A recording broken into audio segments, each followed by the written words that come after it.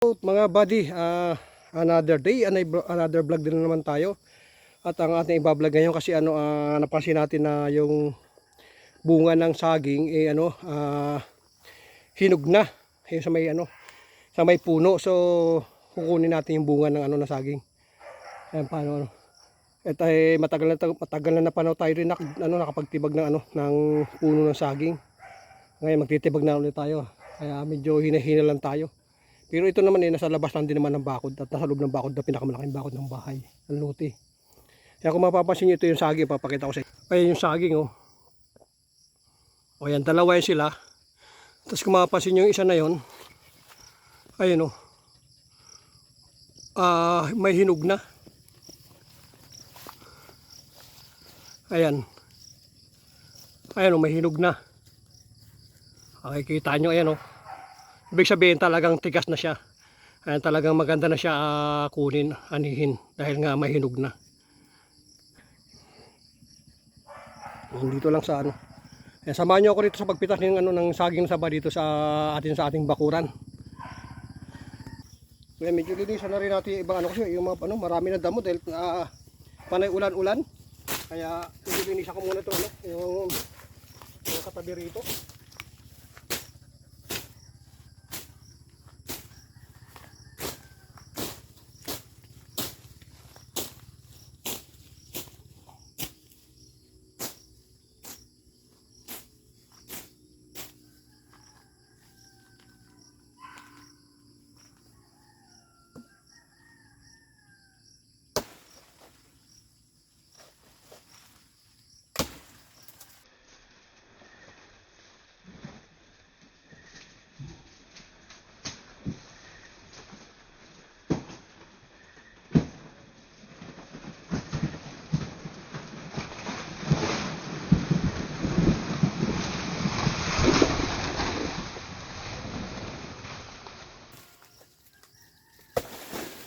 Kaya nga po, tumumba na yung isang puno.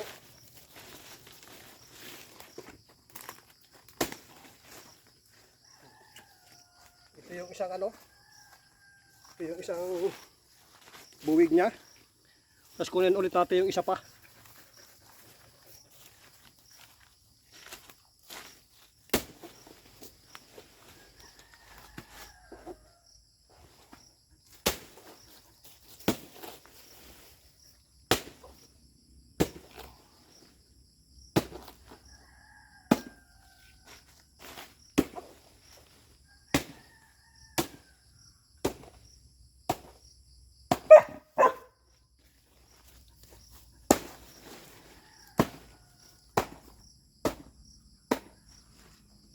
Kaya ulit natin yung isa.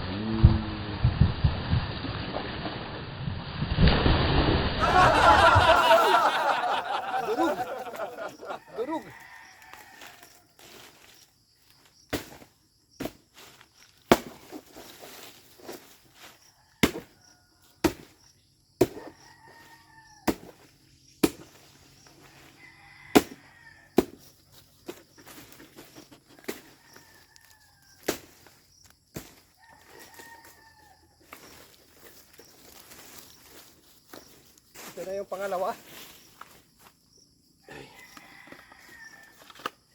Ayan o. Kita nyo yung pangalawa. Ayan yung mga hinog-hinog niya oh. May ano na, kinain na. Kinain na ng ano, ng mga ibon. Ayan oh. So, kinain na ng ibon. Kaya dapat talagang mapitas na natin. Bali dalawa yung tinira natin ano. Sa saging. Tapos may bunga pa pala yung isa rito. May bunga na rin, ayan oh. Yan, meron na. Kanihin ko lang to. Yan.